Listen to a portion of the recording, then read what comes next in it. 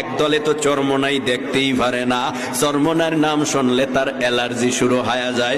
চরমনাই এত লোক কেন যায়? চরমনাই 90 লক্ষ লোক হয়, এটা তো চরমনার পীরেরাও কয় নাই, এটা তো আমরা কেউ কই না, এটা তো মিডিয়ার লোকেরা কয়।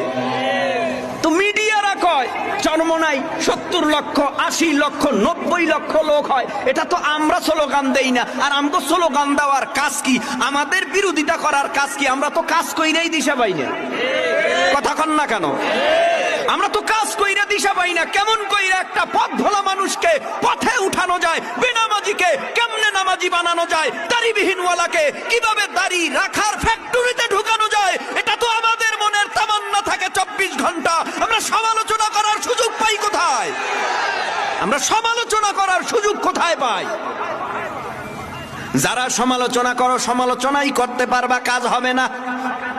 যেই বাতি আল্লাহ জ্বালায় ওই বাতি দুনিয়ার কোন মুনাফিক নিভাতে পারবে না।